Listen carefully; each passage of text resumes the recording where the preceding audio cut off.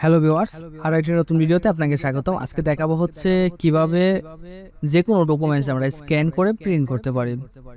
তার জন্য পুরো ভিডিওটি দেখতে হবে। তাহলে চলেন কথা না বাড়িয়ে ভিডিওটি শুরু করা যাক।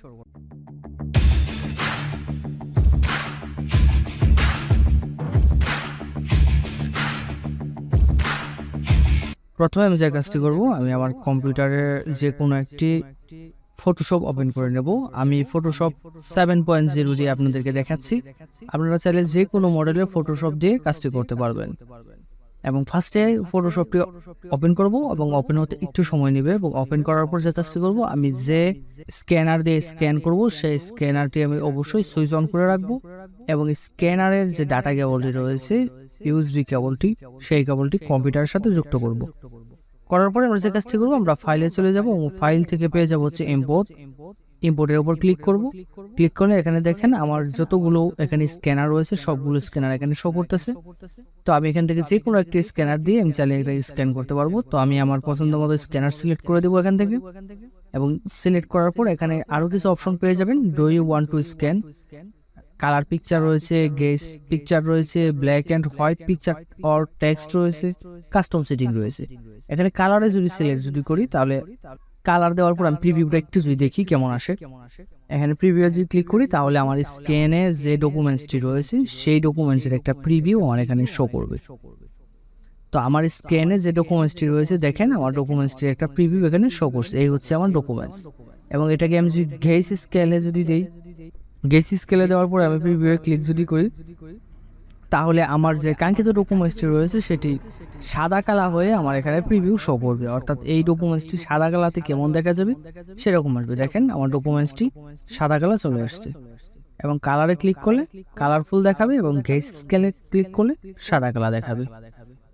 এবং আমি যদি সেম এই ডকুমেন্টসটাকে আমি যদি ব্ল্যাক অ্যান্ড হোয়াইট পিকচার ও টেক্সট যদি ক্লিক যদি করি, তাহলে শুধু টেক্সট গুলাকে আমার সামনে শো করাবে। অর্থাৎ এখানে যে লেখাগুলো রয়েছে শুধু লেখাগুলো আমার সামনে শো করবে, আর অন্য কিছু শো করবে না। দেন এখানে রয়েছে কাস্টম সিটিং এ যদি আমি ক্লিক যদি করি, তো আমরা সচরাচর যে স্ক্যানগুলো করি, আমরা বেশিরভাগ ক্ষেত্রে আমরা কালার স্ক্যান করি এবং হচ্ছে গেস স্কেল পিকচারও করা হয়। আমাদের ব্ল্যাক অ্যান্ড হোয়াইট পিকচার ও টেক্সটও কিন্তু আমরা স্ক্যান করি। যখন কোনো লেখা ডকুমেন্টসকে আমরা স্ক্যান করব, অনেকগুলো লেখাকে যখন আমরা স্ক্যান করব, যেমন ধরেন ফর এক্সাম্পল আমি স্ক্যানারে নতুন একটি ডকুমেন্টস দিয়ে দিচ্ছি, একটি পেপার দিয়ে আমি এটাকে যদি স্ক্যান যদি করি, দেখেন এটাকে আমি যদি কালারে যদি প্রিভিউটা যদি একটু যদি দেখাই আপনাকে, কালারের প্রিভিউটা দেখা যাচ্ছে যে কিছুটা এরকম আসবে। যদি কোনো লেখাকে আমরা স্ক্যান করি তাহলে কিছুটা এরকম আসবে। এবং সেম এই ডকুমেন্টসটাকে যদি আমরা গেস স্কেলে স্ক্যান যদি করি, তাহলে দেখবেন যে এই স্মুথনেসটা একটু ভালো হবে। কারণ যেহেতু এটা সাদা কালো লেখা, তার জন্য সাদা কালোটা খুব ভালো আসছে। এবং এটাকে যদি টেক্সট অর পিকচারে ক্লিক যদি করি, তাহলে প্রিভিউটা আরো ভালো আমরা আউটপুট রেজাল্টটা পাবো। শুধু টেক্সটগুলো আমার এখান থেকে কিন্তু স্ক্যান হবে। দেন আমি স্ক্যানের উপর ক্লিক যদি করি, তাহলে এটি স্ক্যান হয়ে যাবে। এখন এটাকে প্রিন্ট করার জন্য আমি কিবোর্ড শর্টকাট থেকে যদি কন্ট্রোল এবং পি প্রেস করি, অথবা আমি ফাইল থেকে গিয়ে প্রিন্টের উপর ক্লিক করব, তাহলে কিন্তু প্রিন্ট অপশন চলে আসবে। অথবা আমি যদি প্রিন্টটাকে একটু প্রিভিউ দেখে নিতে যদি চাই, তাহলে কন্ট্রোল পি অথবা প্রিন্ট উইথ প্রিভিউ এর উপর ক্লিক করব, তাহলে আমাকে প্রিভিউটা দেখাবে এবং আউটপুট রেজাল্টটা কেমন হবে।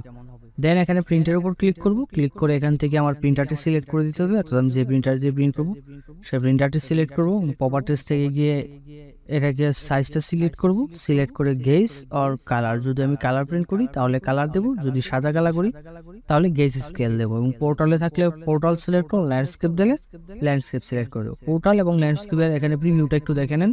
পোর্টালের প্রিভিউটা হচ্ছে এরকম খারাপ হবে এবং ল্যান্ডস্কেপে হচ্ছে এরকম হবে। এই ছিল প্রিন্টের।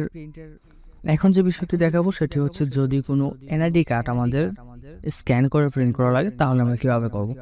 তার জন্য আমরা যে কাজটি করবো, আবার সেম ফাইলে চলে যাব, ফাইল থেকে ইম্পোর্ট, এখান থেকে আমি আমার স্ক্যানার সিলেক্ট করব।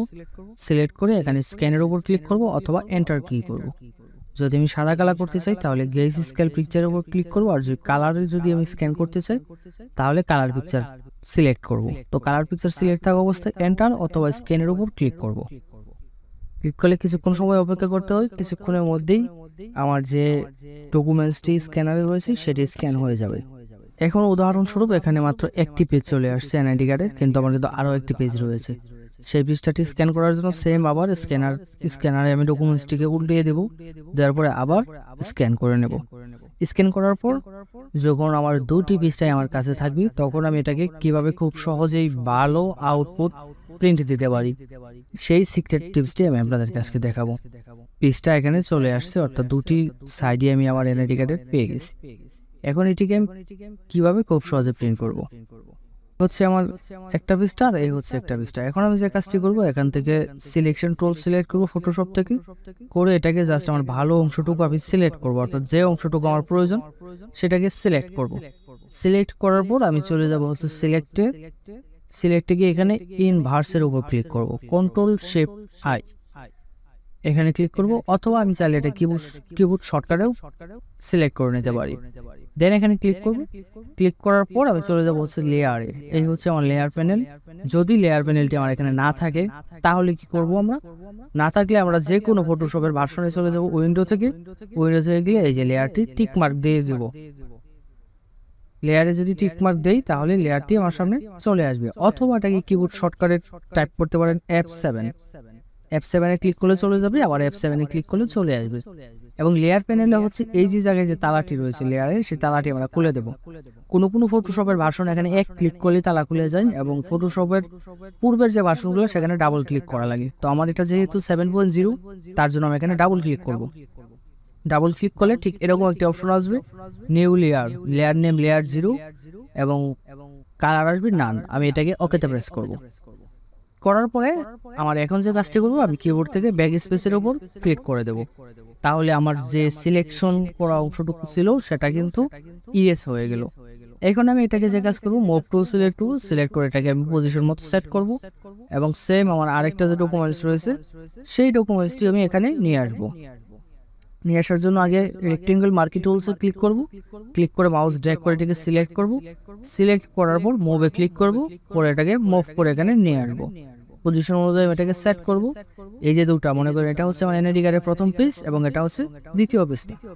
এখন এই দুটাকে আমি যেভাবে সেট করছি এখান থেকে আমি একই কাগজের মধ্যে দুটি করে এনআইডি কার্ড প্রিন্ট করব। তো এখানে আমি একটি এনআইডি কার্ড প্রিন্ট করার পরে মাঝখানে আমি যে কাগজটা যদি ছিঁড়ে ফেলি বা কেটে ফেলি তাহলে নিচের অংশে আমি আরেকটা এনআইডি কার্ড প্রিন্ট করতে পারবো। তো আমি একসাথে একই ডকুমেন্টসে যদি দুটো এনআইডি কার্ড প্রিন্ট করা লাগে তাহলে আমি যে কাজটি করবো, লেয়ার দুটিকে যোগ করব।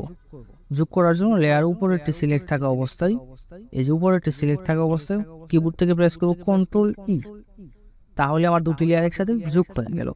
এখন যোগ হওয়ার পর আমি এই যে কপিটাকে, এই যে এনআইডি কার্ডের যে ডকুমেন্টসটা রয়েছে সেই ডকুমেন্টসটাকে আমি আরো একটি কপি করে নেব। তার জন্য যে কাজটি করব, কিবোর্ড থেকে অল্ট কিতে চেপে ধরে মাউস ড্র্যাগ করে নিচে এনে ছেড়ে দেবো, তাহলে দেখেন দুটি কপি হয়ে গেল। এখন এই একটা লেয়ার এই দুটি লেয়ার একসাথে যোগ করব, আবার Ctrl+E প্রেস করে